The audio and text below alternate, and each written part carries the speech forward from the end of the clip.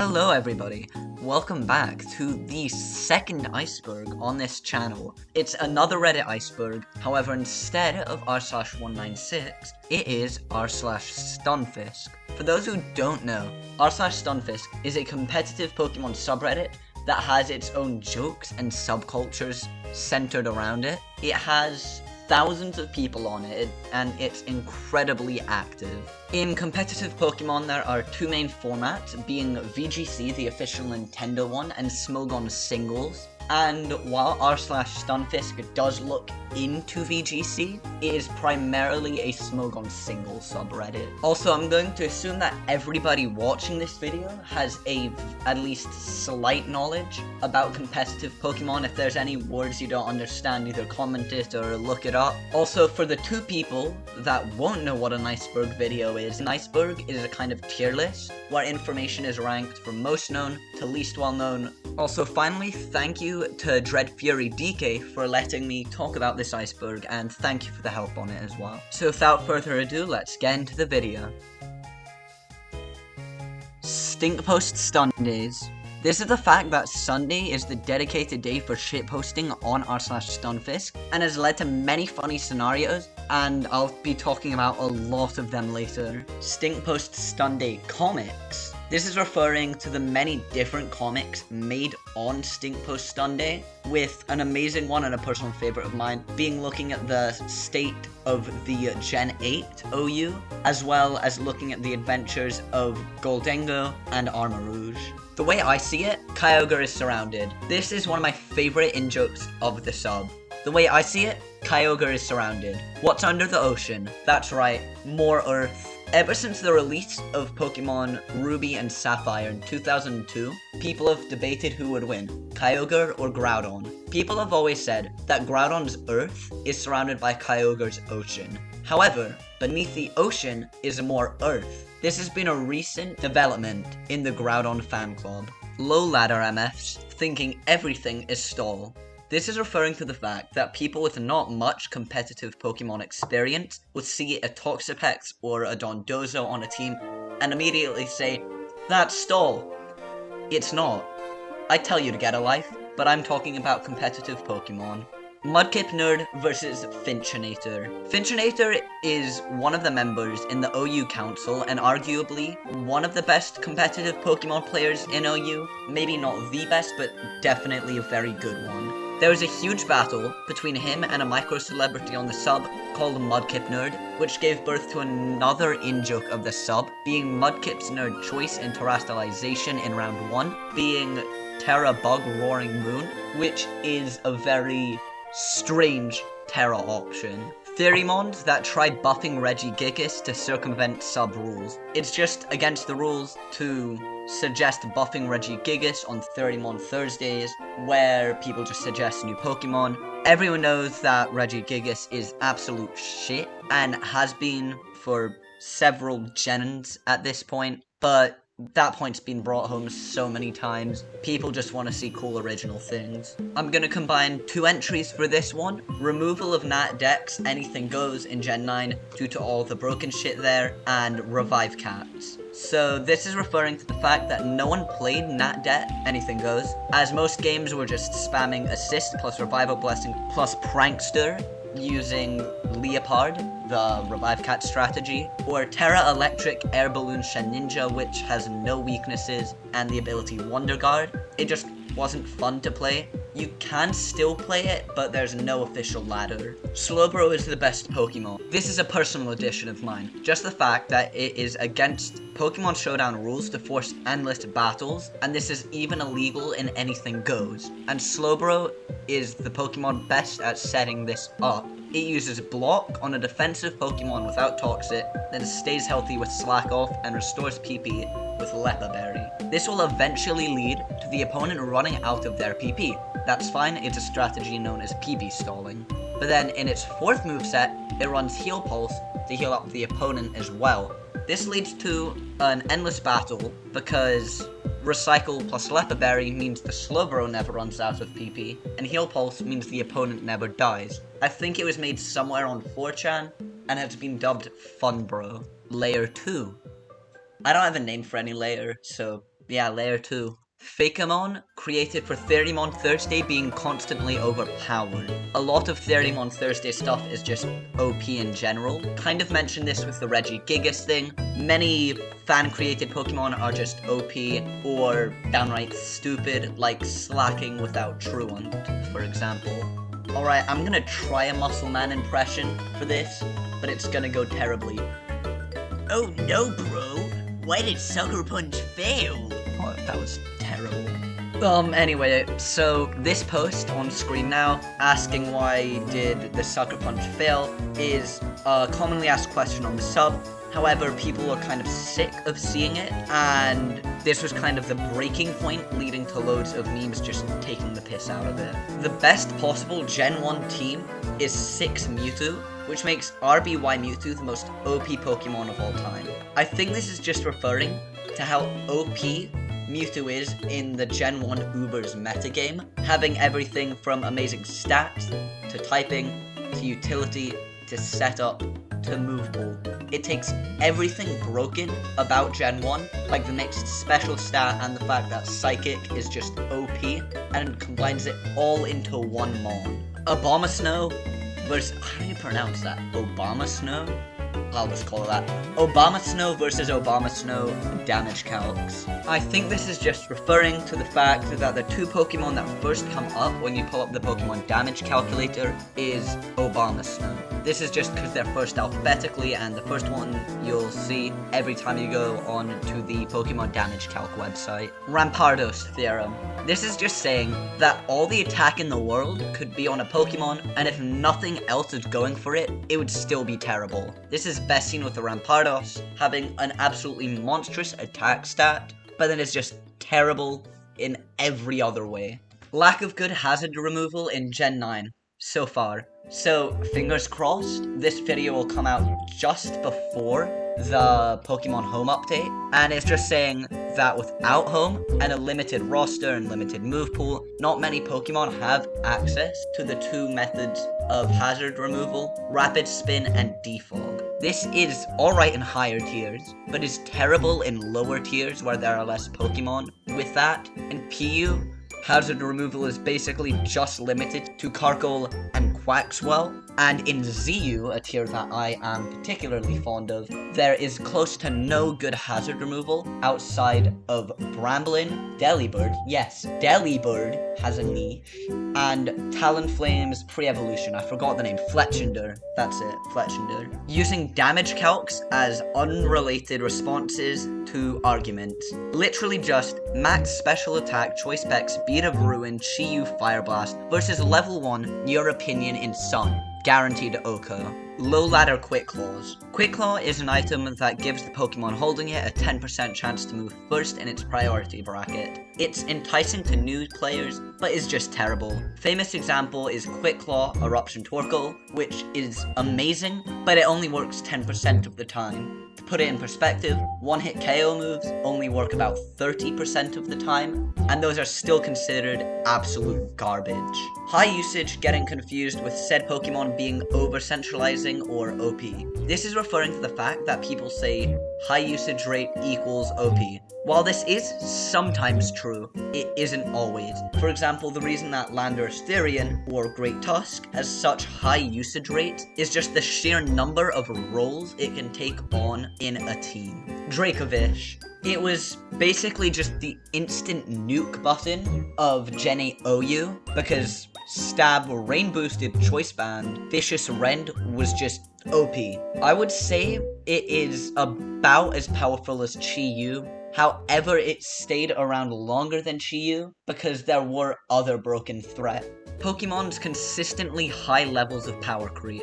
This is just saying that every generation the Pokemon becomes stronger, or the moves become stronger to keep the game interesting when there's nothing else to. It's not specifically in Pokemon, most games do it, but Pokemon is a very good example of it. And this goes for both TCG and VGC. I haven't touched TCG since I was like in grade 4, but apparently it's still going on. Temp 60 beat Asuma with a Lechonk. Asuma is a member of the OU Council, and Temp60, I think that's how you pronounced it, is a competitive Pokemon YouTuber known for their maybe staged showdown videos. However, Asuma and Temp60 had a best of 3 match, and in the last one, I think it was the last one, Temp60 brought a level 1 Lechonk as to continue his meme strats that he is known for.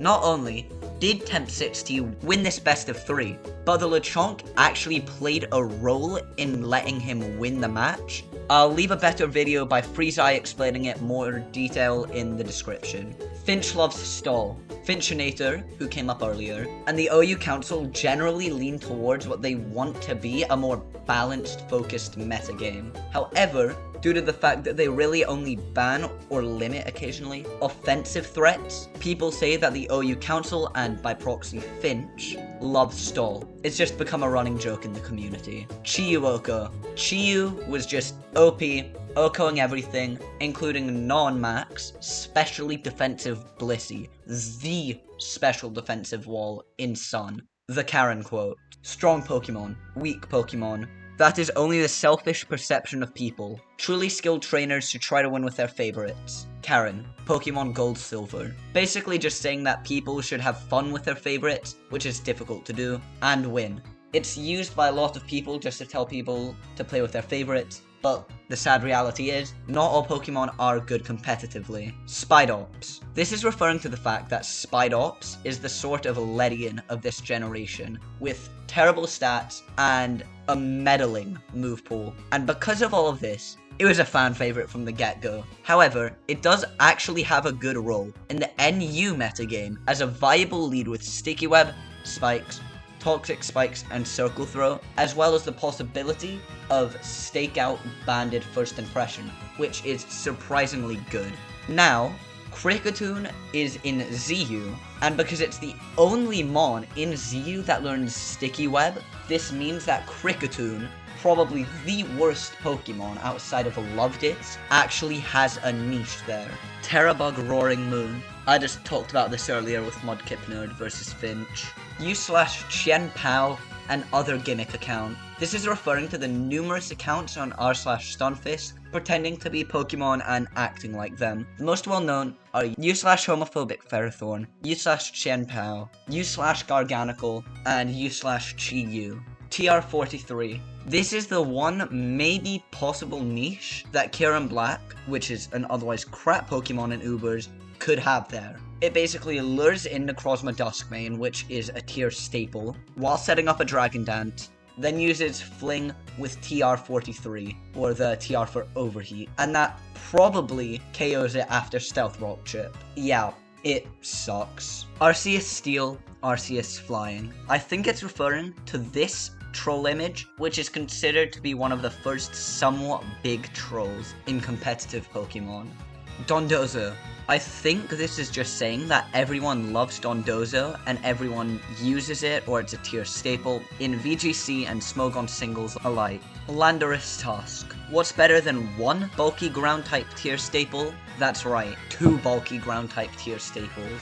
Quickclaw Torkoal. Also mentioned this earlier, just the most memed on low ladder Quickclaw. Staraptor, the UUBL poster child. This is just saying that up to Gen 9, where it is now actually in UU, Staraptor has always been on the ban list for the tier, because it was just a bit too strong for UU, but a bit too much of a glass cannon for OU. Incineroar is insane in VGC. This is just referring to how Incineroar is the perfect VGC support mon, with great stats, ability, offensive and support move pool, and typing. It got as much as 74% use rate in Sword Shield, and last time a World Championship winner didn't have one on their team was in Sun Moon. Not Ultra Sun Ultra Moon, Sun Moon, in 2016. Rest in peace Avalugg. While most mons were buffed by their Hisuian form, Avalugg was just made worse. Worse typing, probably a worse stat distribution. There's no use in even hoping for it. Unfortunate. This is a kind of letter to the competitive Pokemon community after a player rage quit after an extremely unlucky tournament game. I'll put it on screen now, take time to read it if you want. It's probably one of the best rage quit letters I've seen in gaming history. Ice types suck. This is saying that ice types suck because defensively, they only resist one type, themselves. Ice types are broken. This is referring to the fact that the ice type is an amazing offensive type that many key Pokemon are 2 or 4 times weak to. In my opinion, it's neither good nor bad, it's kind of a glass cannon type. The real reason the sub is named r/stunfisk, it's actually sort of interesting. The creator wanted a Pokemon subreddit with a short name without the word Pokemon while still being recognizable. They wanted them on to be goofy, like the Smogon coughing, but also sort of humble. And what's more humble than the Pokemon that 2 times resists paralysis and 3 times resists Thunder Wave? Like, on a side note here, why would you give a Mon that's already a ground type the ability Limber? Like, they change Gallade's ability, just change this poor Pokemon's ability. Hitmontop usage in Gen 8 lower tiers, helping to change how tiering works at the end of the generation. The Hitmontop Watch, as it was called, was something that I fondly remember. A bunch of people just decided to use Hitmontop in higher tiers, greatly boosting its usage rate. As the tiers were based off of usage, this led to Hitmontop actually going up a tier and almost going up another one, and it was just not good in those 2 tiers. This happened just before the end of Gen 8, and I don't know exactly how they changed the tiering system, but I think the tiers are locked, especially the lower tiers, 3 months before a gen ends. Big Yellow.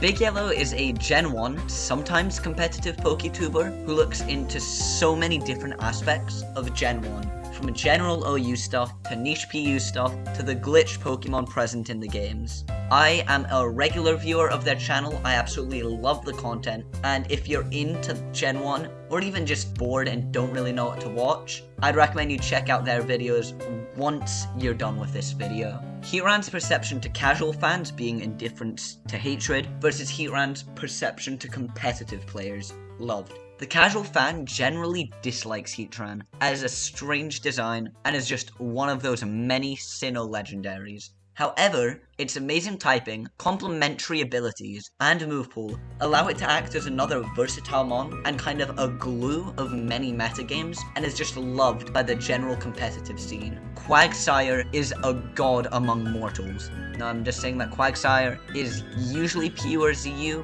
right now it's UU, but it will probably drop in basically every generation, and hence it can find a niche in almost any main tier with its amazing typing with only 1 4 times weakness to grass. It was one of the few mons that could outright beat it. That's right, a 430 base stat mon could beat at the time, 720 base stat behemoth. Comes to show that stats aren't everything.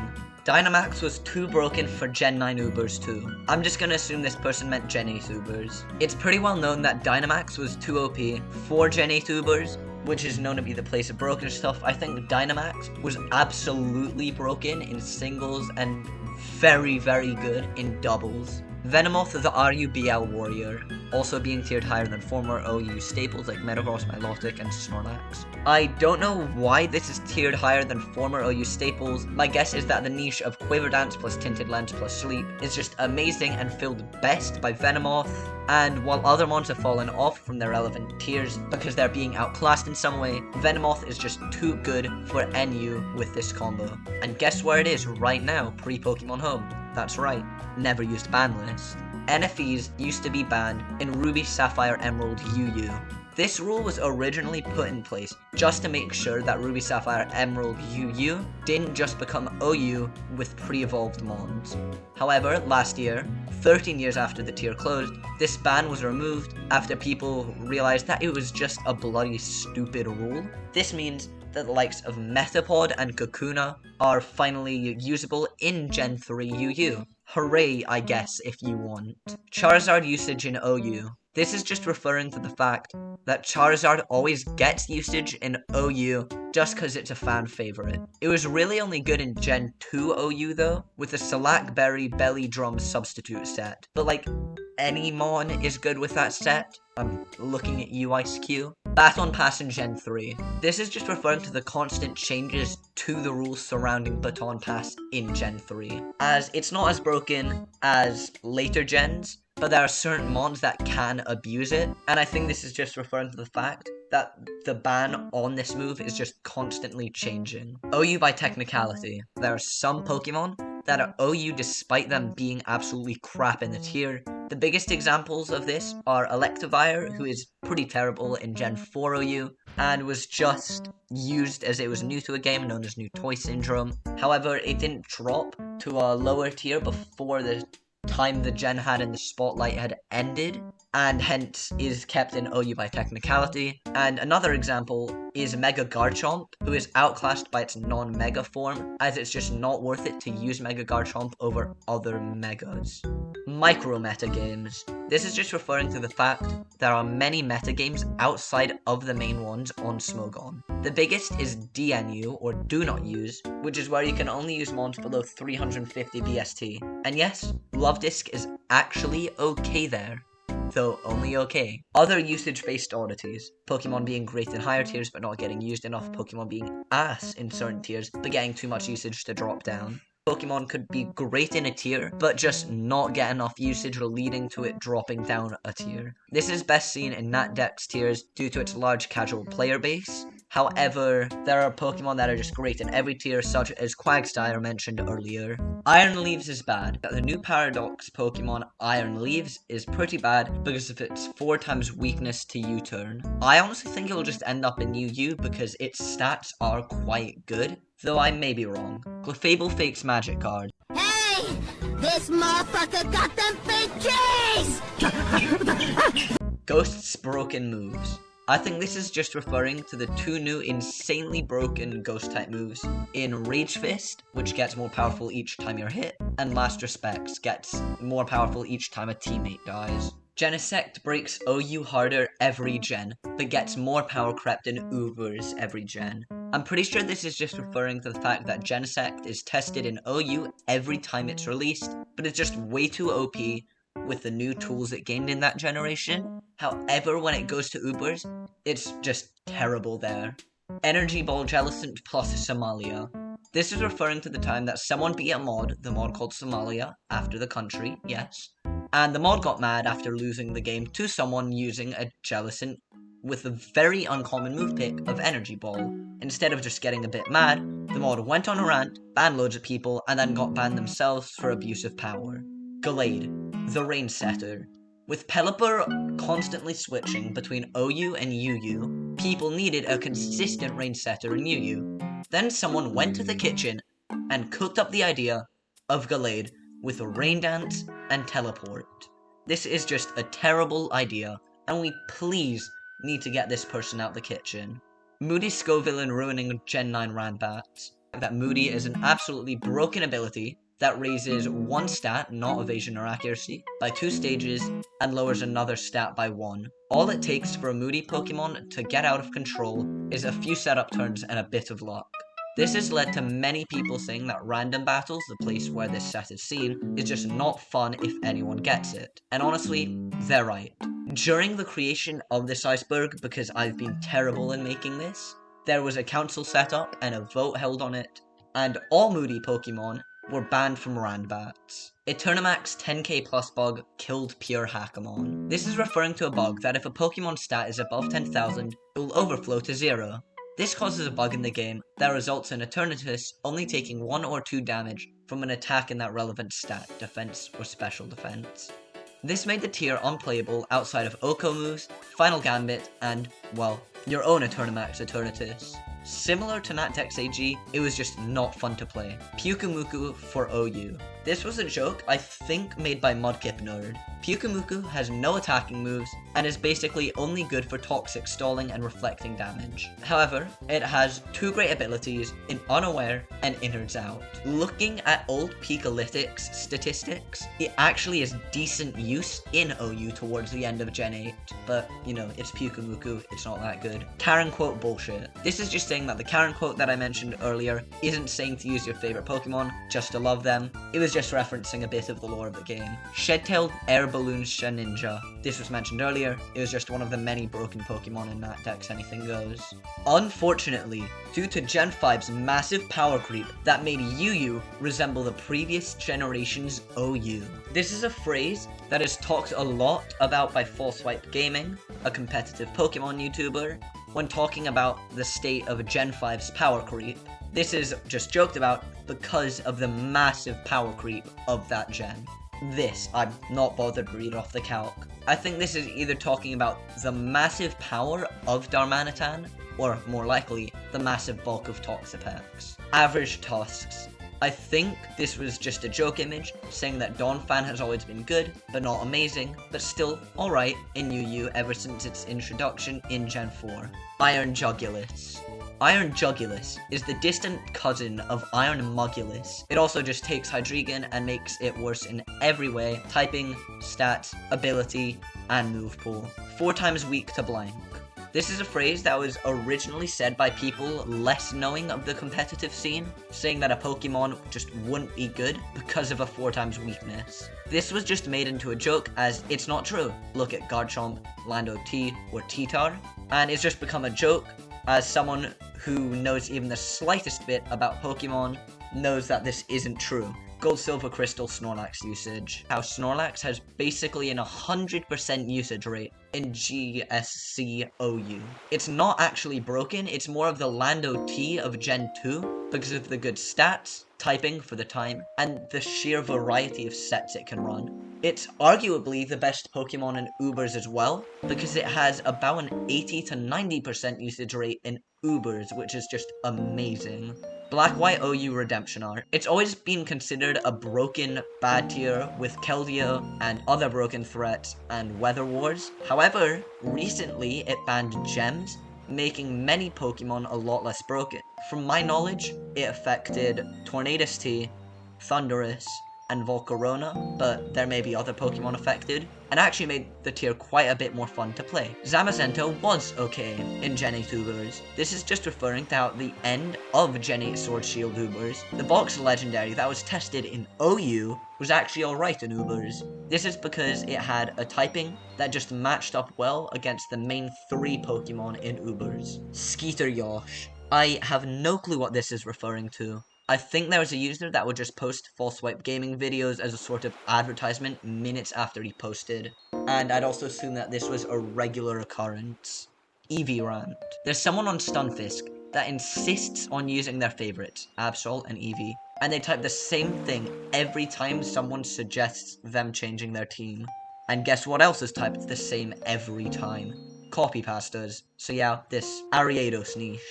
Basically, people said that Ariados had a niche in Diamond, Pearl, Platinum Ubers because it was a hard counter to a popular Deoxys lead, and yeah, it had a use, and I guess technically that means it had a niche, but when a niche is that small and that bad, can you even call it a niche?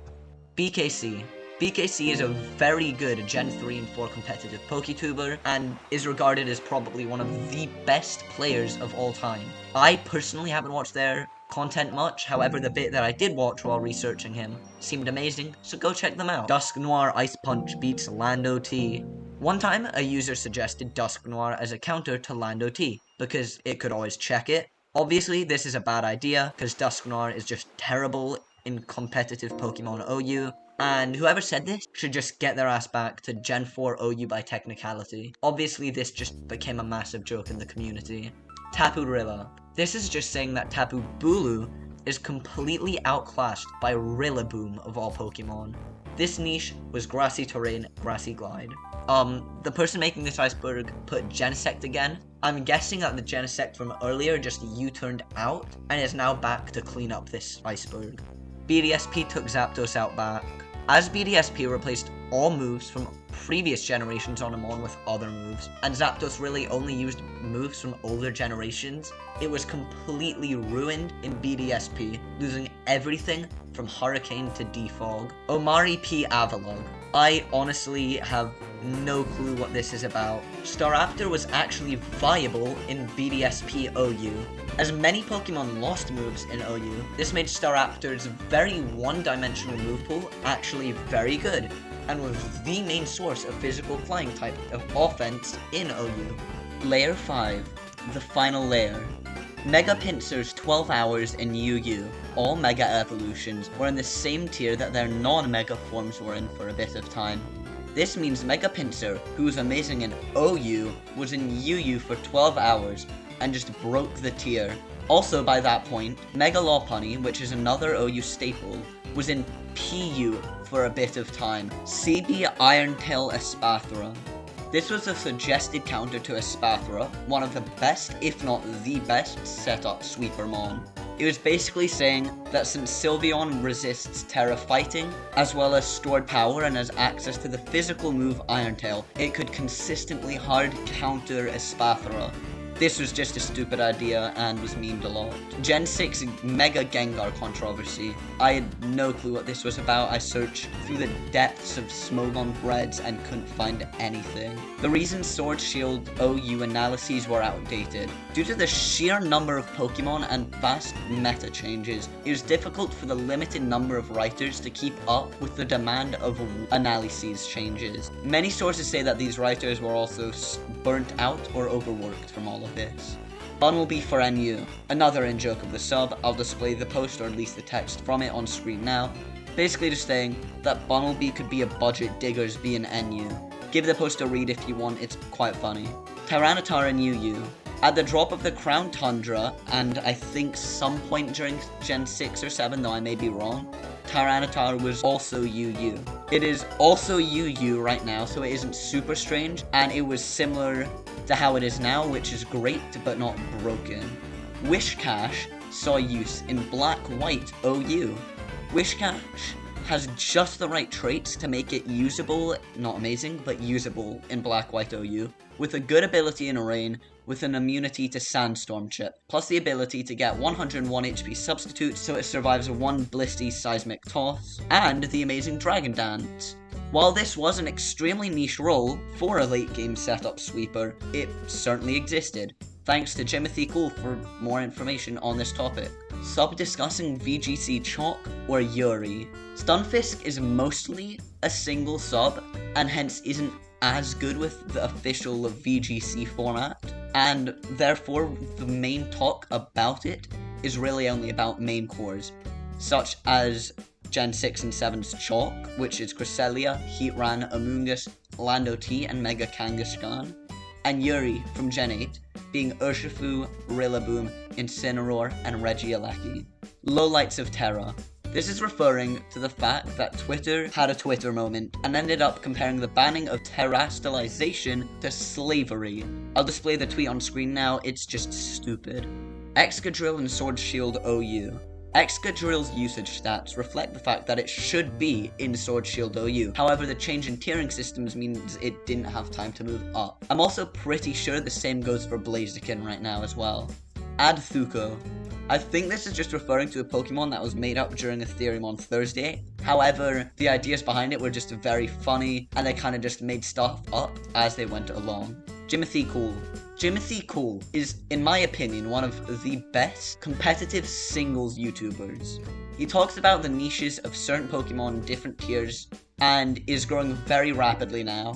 As well as that, he also has a full-on narrative about why you should subscribe to his YouTube channel. So remember, subscribe to Jimothy Cool, otherwise Iron Mugulus will come for your children. Layer 6.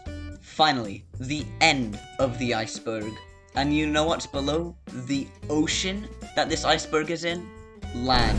That's right, more land. Groudon always wins. Thanks for sticking around to the end of the video. If you enjoyed it, please like and subscribe. I know it's a bit of a pipe dream right now. If I start uploading more regularly, I would really like to hit 1,000 subscribers by the end of this year. So, you know, fingers crossed. And you listening right now, check under your pillow for Iron Mugulus tonight.